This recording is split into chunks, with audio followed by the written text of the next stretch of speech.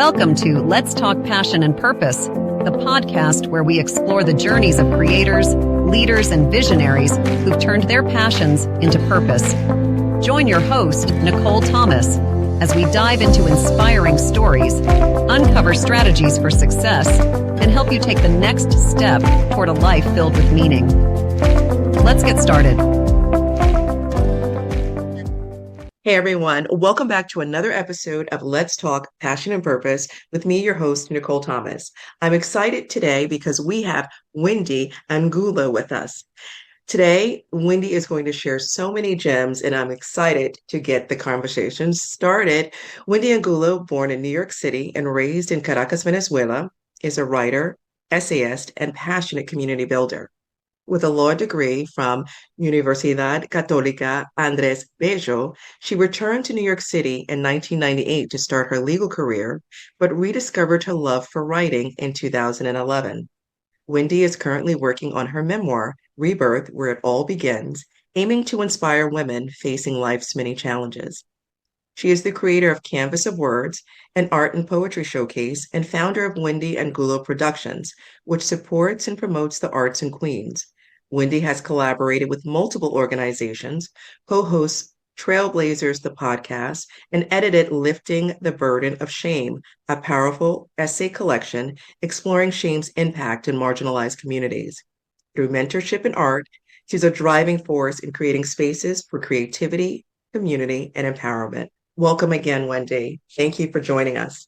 Thank you, Nicole. Thank you so much for having me here. Super excited to be in your presence, exchange energy with you, and so much knowledge and sharing space with you and the community. I am so excited to have you here. So, Wendy, you've had such a rich journey across different fields, from law to writing and community arts. How did your journey start, your creative journey?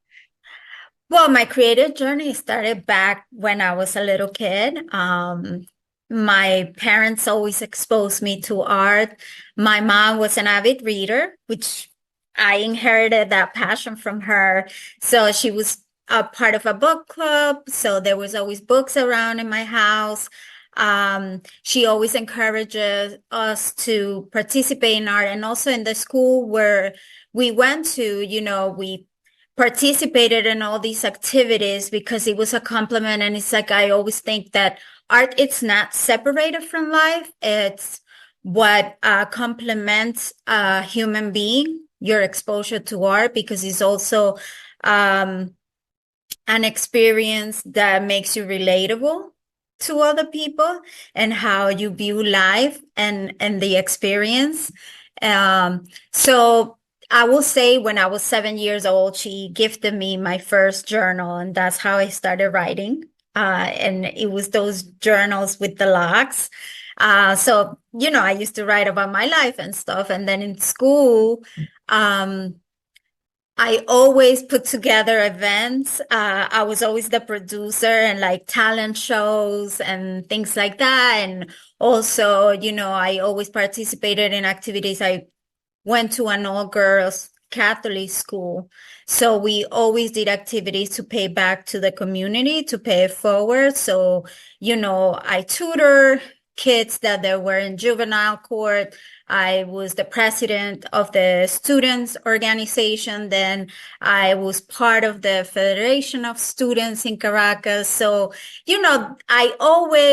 I was a participant, and my mother and my father, but especially my mother, always encouraged me to be an agent of change in whatever I did. Oh, that's powerful. So it started very early on. And with the journal with the lock, I love the image of that. Yes. And then just writing, getting your thoughts down. But you also said that, you were a participant, and that says a lot, right? You're engaged, involved, and then also focusing on humanity so early on in your life. So what led to you were writing early on, but then you shifted your focus to law. Well, when I was How part did of that? the student association and then in the Federation of Students, I always, and even in family, I was always, I very vocal about justice and treating people right, and what were our rights and what can we change, what can we do better. And funny enough, when I applied for colleges over there, my idea was to be an economist, to work in finance. But I remember my mother, she let me rock with it. And right before we were going to bring all the paperwork to the college and register, because the way it works there, in Venezuela, right after you finish high school, you have to know the last 2 years of high school, you decide you're humanities career oriented or science career oriented. Obviously, I was a humanities career oriented. And when you apply to the colleges, you decide there's a first option, second option, and third option. So my first option was finance. I got in, and my second option was law. So she let me rock with it. And like a few nights before I was to register at college, she sat down with me and she was like, "Are you sure that finance is what you want? Because you always been so, this justice spoken person, you always talking about the law and the changes, and you always been so passionate about rights and what we should do and how the world is built in society. So are you sure?" And at first, you always want to go against your parents. You think you know it all. And I was like, yeah, finance is my thing. And when we were on the line for me to register to college, I turned around and I said, "You know what? You're right. Law is my thing." And I had to change all the paperwork and I registered for law. And, I'm glad I did, because I can say that my foundation as an entrepreneur, as a professional, as an artist, it is in the law, the critical thinking, the strategy, the organizational skills, all of my hard and soft skills were acquired during my law training. And I am grateful for that. And I have bring those skills to everything I do. So it sounds like law is the foundation Yes. to everything that Yes. part of the Yes. grassroots that Yes, help you it is branch the off to. grassroots. Even when in my community work and my advocacy for arts, it's rooted in the law and that sense of justice and equality that we always looking for. And it's so powerful how our art, the body of work that we present, is so closely tied to activism and Yes. supporting our community and Yes. advocating. So law is or was the groundwork, and then you pivoted to community building and writing. Tell us more about when that shift happened. Well, so when I came back, I've always been a writer. But I kind of put that on hold when I was in law school, and I finished my law. I got my law degree. I was working in Venezuela, but I always wanted to return to the US and further my studies. So that was the idea. And that's when I came back in 1998. And I started working in the legal field here. But New York, it's a capital of art, and it's very tied to my relationship with my dad. Every time we will come and vacation here in New York, he always exposed us to the art, plays, the museums, concerts. So that always attracted me to New York, and it's part of my life. So a friend of mine had brought me to a spoken word event in Queens.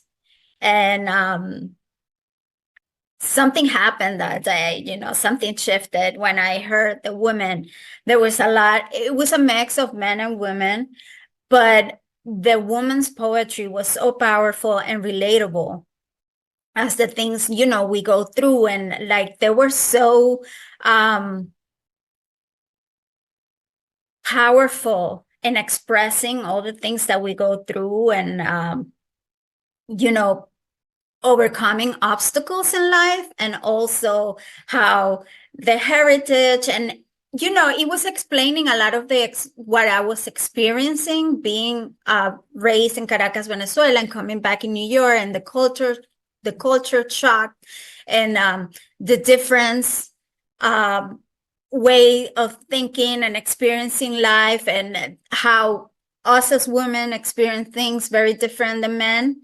And how us women of color experience things very different than other women, right? So that shifted something in me. But I was just someone that went to see, an spectator. I never envisioned to be in it. But my friend introduced me that night to some of the writers and the poets. And one of the poets invited me to, join the New York City Latina Writers Group. She was like, if you love poetry and writer, you should come to one of our workshops. And I did. And again, when I went to the workshop, in my head, I was just going to sit there and listen to what the other women that were there were sharing, the writing. And I remember Alicia Nabel Santos, the president and founder of the New York City Latina Writers Group, told me, no, you're here to write. And right away in my head, I was like, I'm not a writer. And she told me, if you're here, you are a writer. When you have something to say, you are a writer. So she gave us some prompts, and I started writing, something sparked, and then you have to stand up and share. And everybody was blown away by what I was sharing. And then from there, I just stayed. And I was going there every Sunday. So that's how the memoir began, without having the intention for that. And then, from there escalated to organizing events, and how can we share our stories, and how can we connect to other people. And that's where it started. I tell you, that's amazing. You've unpacked so much, and I just love your journey. You were focused, and still are, on the humanity aspect of giving back, having law as the background, and then you go to a workshop, and then that exposure all along ignites a fire that now I tell you, right, that spark has fueled so much of your work, and exposure makes a difference. And then having someone see the talent in you, to say you have something to share, for your instructor to say that, and you're a writer if you have something to say. Yes. And that says a lot. Right? A lot of Yes. us are writers, but we don't answer the call. And then you kept going back. So that consistency is building your muscle and your writing skills. Correct. So, and that's helping you with your memoir. So your memoir, Rebirth, where it all begins, sounds like it's going to be a powerful story. How has writing this memoir affected your own understanding of the challenges you've faced? Well, like, for writing a book, it's living your life more than once. So it has helped me see my life from the outside. One was being inside, and when you're in these workshops, and again, there was no intention to write this memoir. I was just going with the flow, and and the prompts, and so, but there's things that we keep inside and experience that we want to write about. And writing allows you to not only share what you were going through, but also allows you to because by the time you're writing, maybe it's not when it's actually happening. There were some months that passed. It depends on the prompt. Sometimes it's when it's happening at the moment, and then you write first draft, you just everything that is coming, and then you sit down and write and read it and rewrite. And it allows you to see your life as an spectator, like outside the box, and also develop the different views and share the lessons. And also analyze, because there's sometimes that we don't see the lesson right away, but writing allows you to see, and also, kind of pat yourself in the back and be like, I went through this and I survived this. And I did this and I did that. And also to see, maybe this wasn't the right approach, but at the moment, that's all I knew. Those were all the tools that I had. And I think also helps you, like if further you want to write fiction, it's like to build characters and humanize your characters. I'm big on that. And those are the things that's always my intention as an artist, as a producer, even in my professional career. I love to apply that emotional intelligence, that compassion, that awareness, that discernment. Those are the three things. And even when I'm building my characters, that's what I'm thinking of, because those are the things that also attract me when I'm experiencing art, those are the type of movies that I like. And that's what I look into the characters. And when I'm reading books and when I'm watching a documentary, I love when you get to humanize the character. Because at the end of the day, we are complex. We're human beings. We are complex. There's good, there's bad. We don't have all the answers. Sometimes we learn as we go. But it's also that moment of that aha moment when you're like, wow, this happened and this is where I am and this is how I'm going to move. And that ability to choose one way or the other and know right from wrong and all the in between. I love that. Yeah, it's amazing because it sounds like you're using your growth from journaling, writing your memoir, reflecting on the lessons learned, and then taking that level of understanding and then applying it to characterization, to your characters and building a character arc where your characters are complex and they do become very human because you're taking traits based on your experience, your understanding, and characteristics, and not necessarily traits, but the characteristics from your own experience. And I think that's wonderful. I think a lot of times when writers focus on creating a character, they distance themselves from real life. Right? I have to create someone completely different. But the ground level is understanding human nature, understanding our own situation, the people around us, and then applying it to creating characters that speak to other people. So I think it's completely amazing. Let's talk about Canvas of Words. So with Canvas of Words and your work with Wendy Angulo Productions, you've brought art back to Queens in a big way, huge way. What inspired you to make Queens the center of your artistic community building? Well, that was because of what I was experiencing at the moment. I was going to all these spoken word events and poetry readings and exhibits and multidisciplinary exhibitions.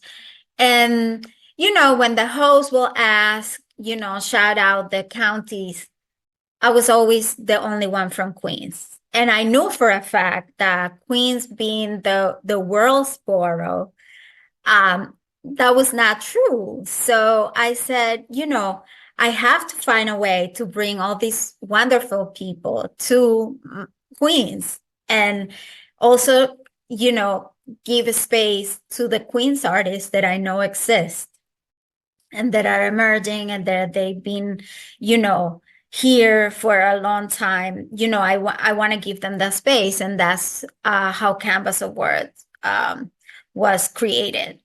And then that has always been, because everybody, it's like us from Queens, when they tell you, you have to go to the city and the Bronx, you're always like, oh my God, they're riding on the train and this and that. And, people from other boroughs feel the same way when they have to come to Queens, and, you guys have avenues, drive, roads, and, and your addresses, and it's complicated.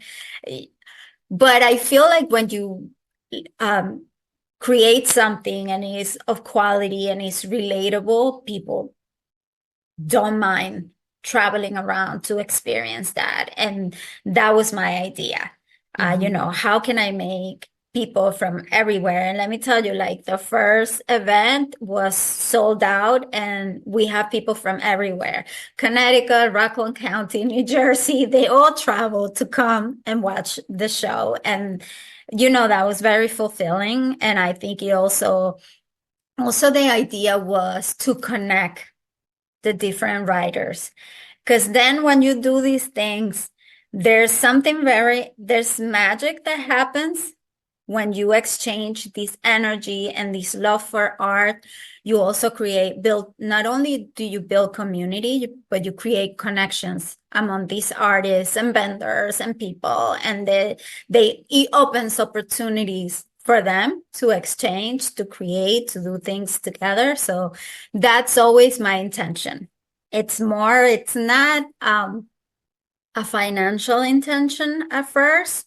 The financial always comes. And I think that's also, that was another thing when I created Wendy Angulo Productions, that I wanted to change the view that art is just for fun. Yes, but artists should be compensated.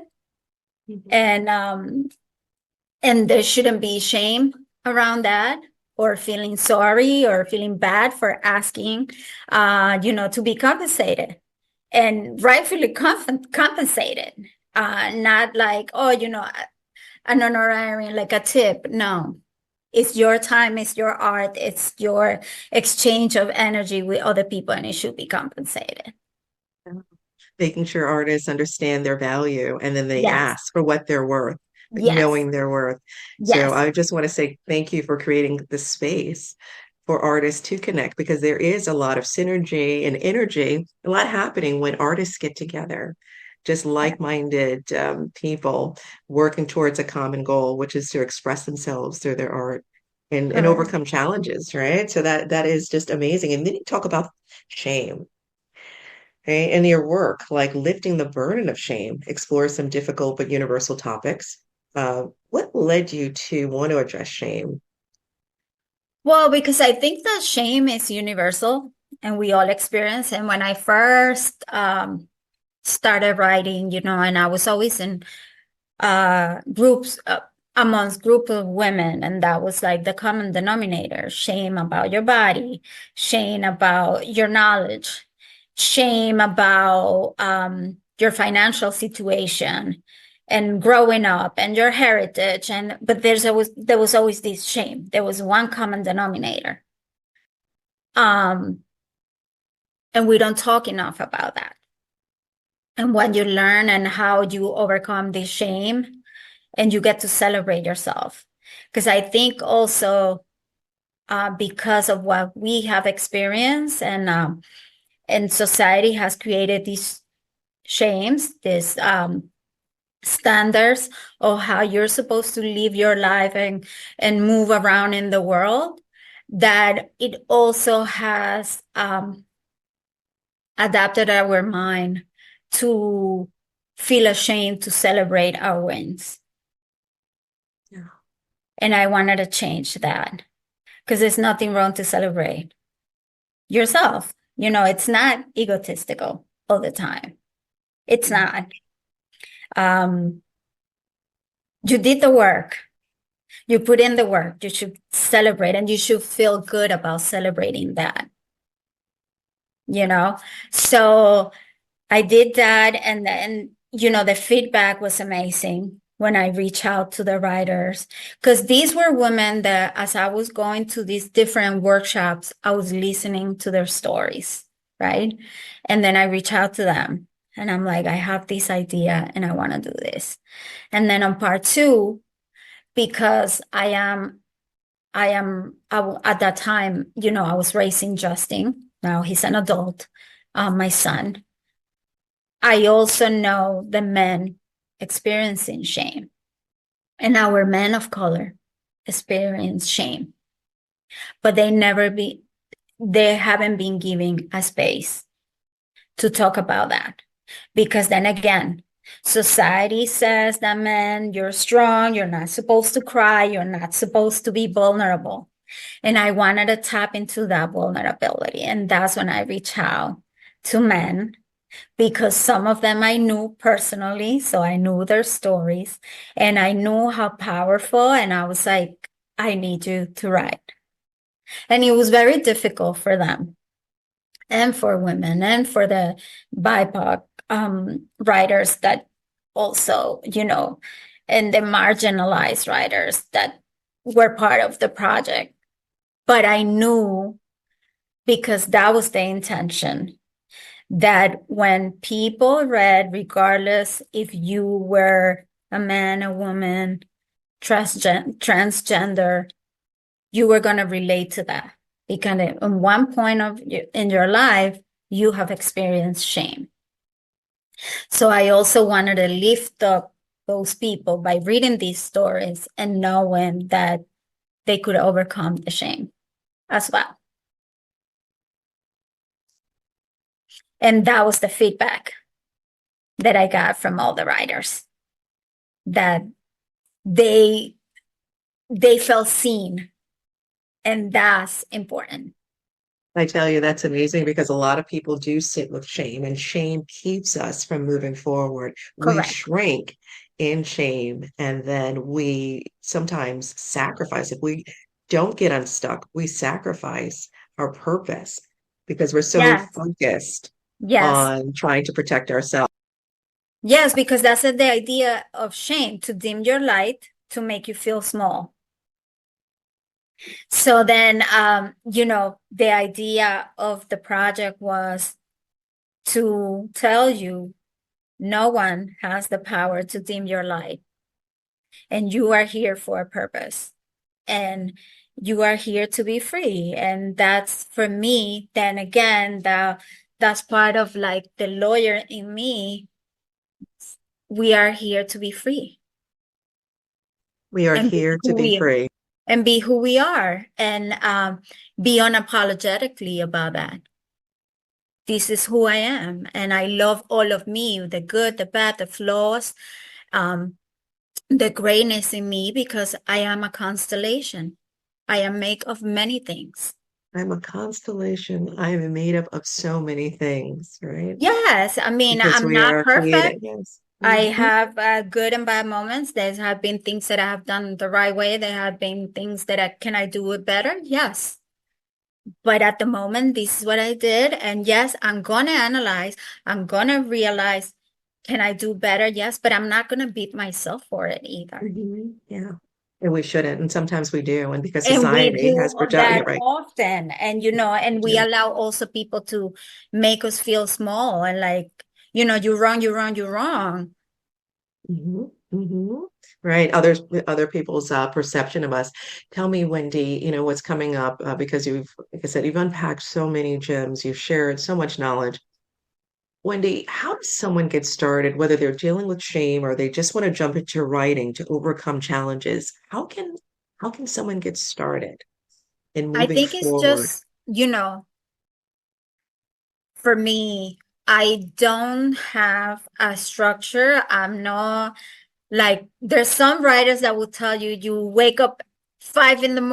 and I write. I tell you, my writing practice is very different. I go with the flow. I don't have strings on me that this is the time that I'm gonna write. It's when I need to express myself, and sometimes I just want that moment with me. So I always carry like a small notebook with me. A lot of my writing, I also do notes on my phone, record myself, things that I'm thinking. Sometimes the writing comes when I'm reading a book. And there was a scene in the book that sparked something in me that connected me to an experience. And I closed the book and I start writing. Sometimes, most times is when I'm running. Running for me is the spark of my creativity. And I don't run on a treadmill. Nothing against the people that do. It's not my thing. I love to run in nature. And that does it for me. I love hiking. So that connection with nature inspires me. Sometimes I'm listening to a song and I'm very in the song. And there's things in the lyrics that inspire me. I'm watching a video and there are things that inspire me. I'm listening to someone. I can be having a conversation with you, and in the exchange that you and I are having, something sparks, something inspires me. I write it down and then I come back to it and write my own thoughts from what you said that inspire me. So and that's how the stories, they're different things, and then I pull them all together and I write something. But I never sit down and like, today I'm going to write paragraph 4 of my memoir. And that's not me. I know there are very disciplined writers that do things like that. They wake up at 5 a.m, before breakfast, before running or after running. It works for them. That's another thing that I have learned in my creative journey. I do things that work for me. Yes. It's important. It's important, right? Because we talk about society telling us what to do, how we should show up, all of those things. And then also with our writing, how we should write. Yes. And I think I apply that to everything in my life. I do what works for me.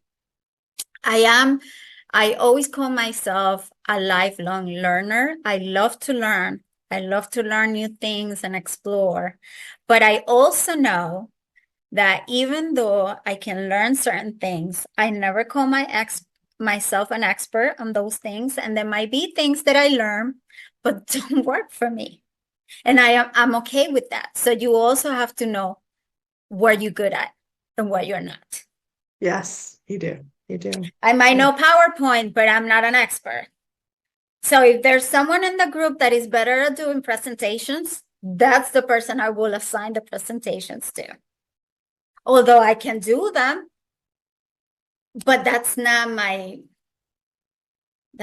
thing. Mm-hmm.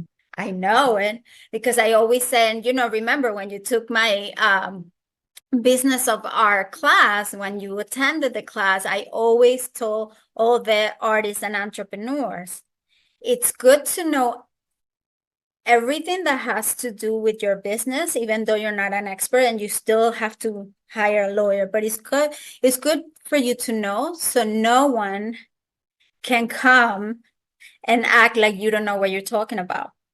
And when they're giving you something, you know what that means. And you can negotiate and you can have that exchange. So that's something that my mom always told me. Learn, absorb, because that's the real treasure in life. What knowledge is power, and it's true. Because what's here, no one can steal that from you.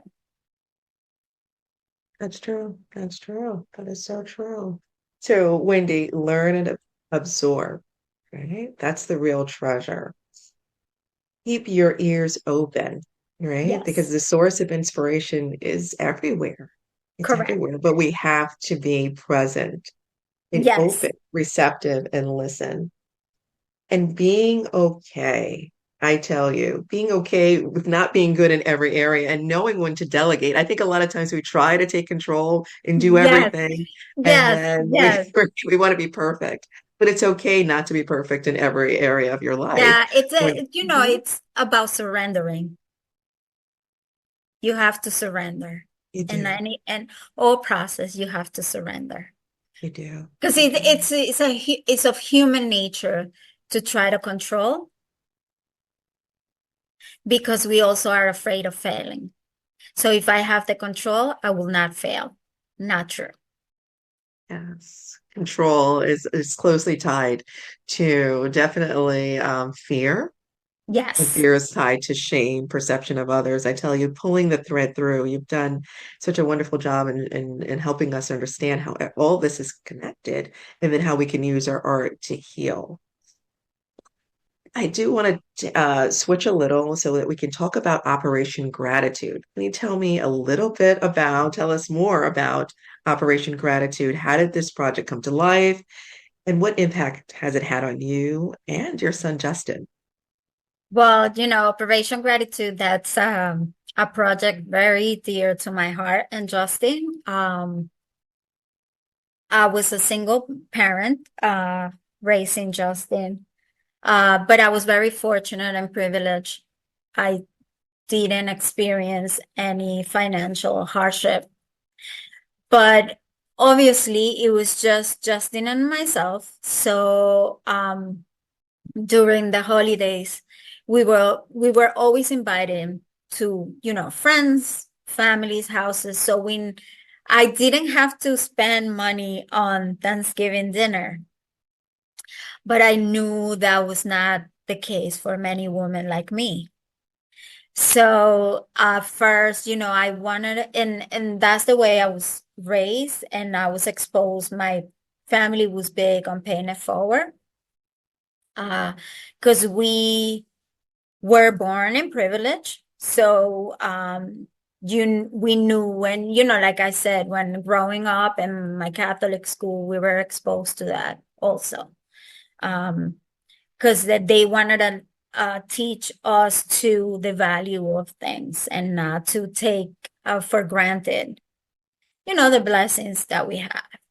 So I wanted to pay it forward, and obviously I could only afford one family. So I tapped into my network and I reached out to one of my writer friends who's a college advisor, who's very involved in the community with the high school students, who's partnered with me in many projects, Mariela Regalado. And, I reached out to her and I said, listen, I know that you work with marginalized communities, and I'm pretty sure there might be a family. So she put me in touch with my first family. And I got Justin involved in that because I wanted him to also understand that he was privileged and to be grateful, but to also pay it back. So we started with one family first year. And it felt so good. I remember it was a grandmother who was raising her grandkids because she had lost her daughter to cancer. So that immediately touched me because I lost my mother to cancer. And my mother was a single parent. And I know everything she did to give me the education, to give me and my sister the education we have. So, and my mother always gave back in any way, shape, or form. Giving back is just not only, and I want people to know that giving back, it's not always a monetary thing. It's not always a donation. You give back by sharing resources, by helping people, by connecting people. There's so many ways that you pay it back. So, that was the first year. Then the next year, I have a little bit of money and we went to 5 families, and then the project was growing, and I know it impacted Justin because this is the one thing we always look forward to in the holidays. We don't care about no Christmas gift.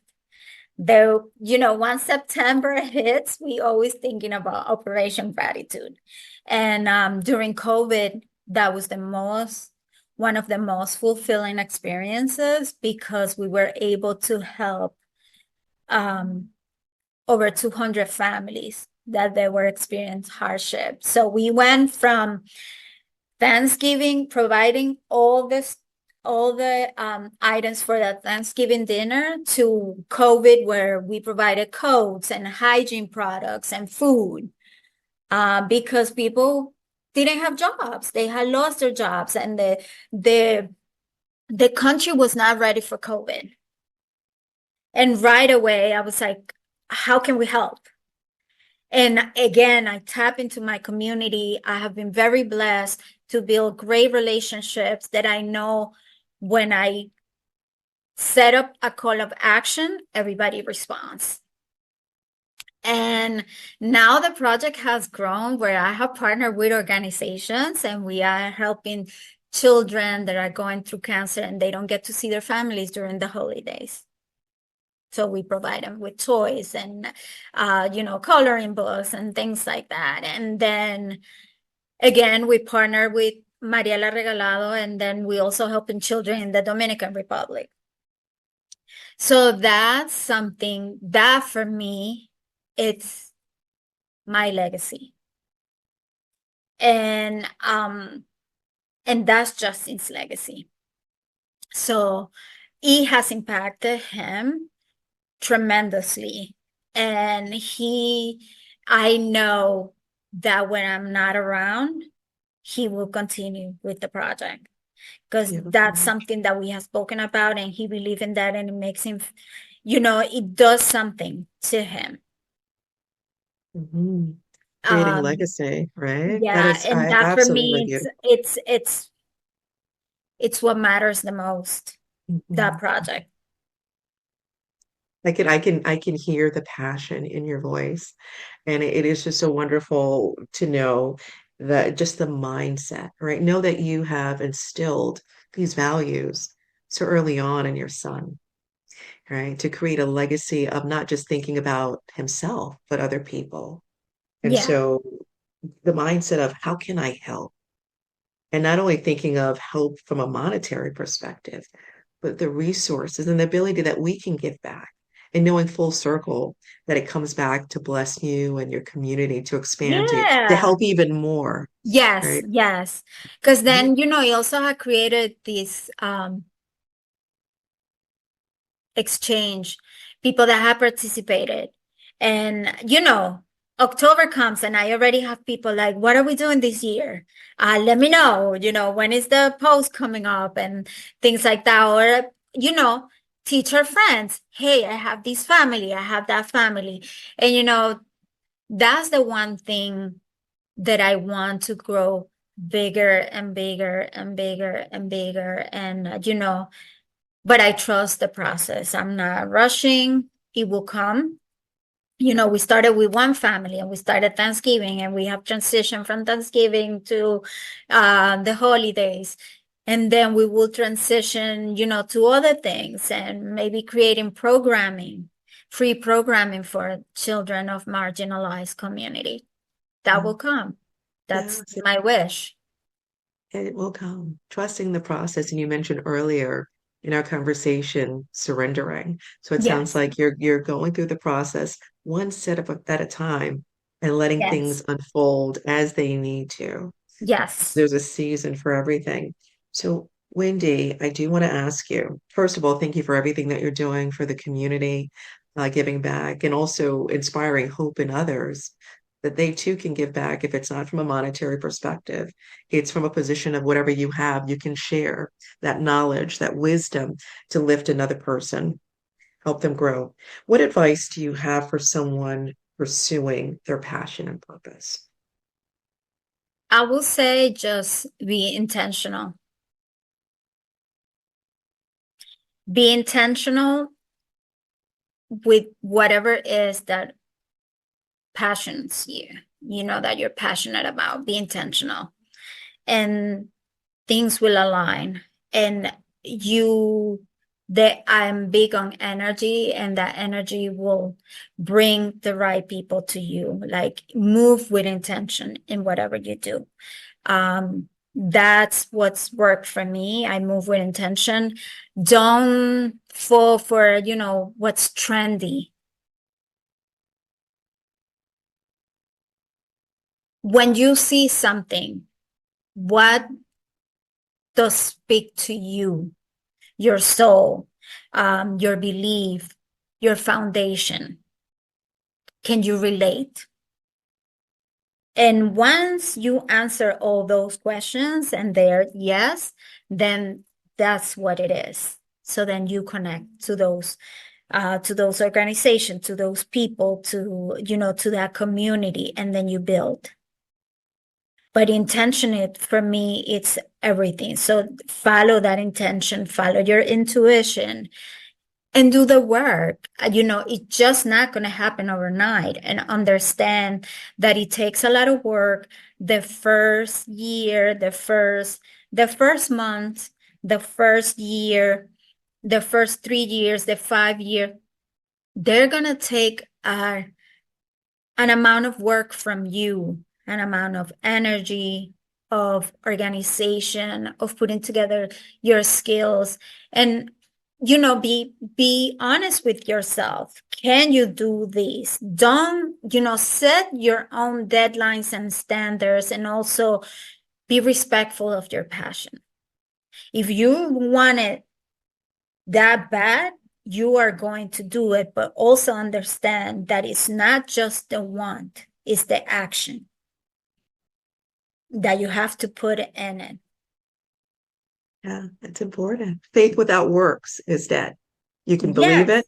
You don't take action. You can create the plan, the biggest vision, greatest vision ever, put it on paper, and then you put it in the drawer and you don't take action. Nothing comes to fruition. Nothing happens. Nothing happens. It's the same thing like manifesting. Yes, you can manifest, but in order to manifest, you have to take action too.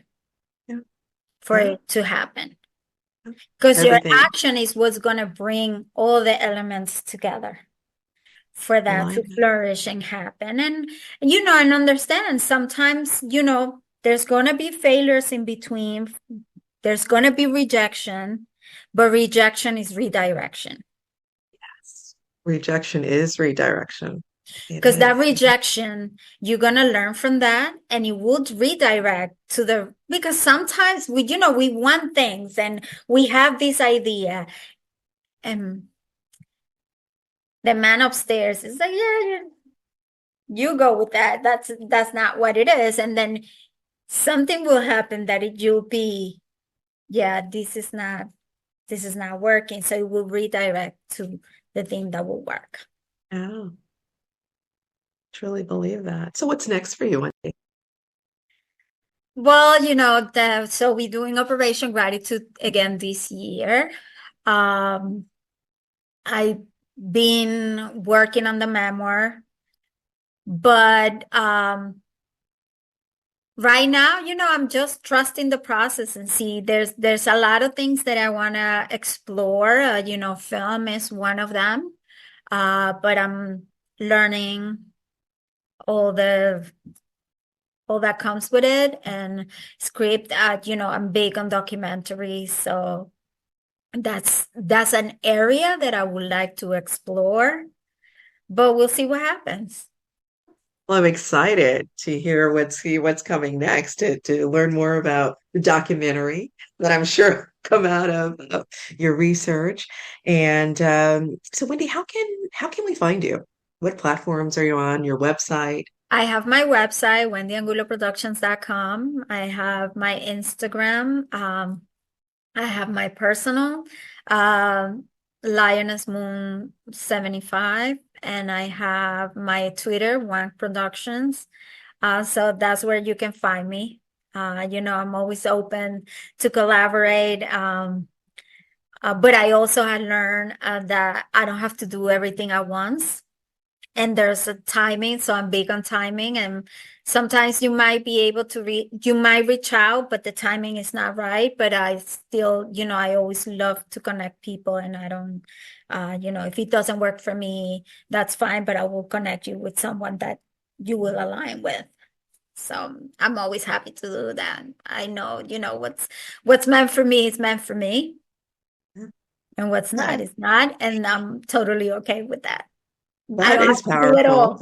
You don't have to do it all. And it's so wonderful that you recognize this, and that is a part of your strength.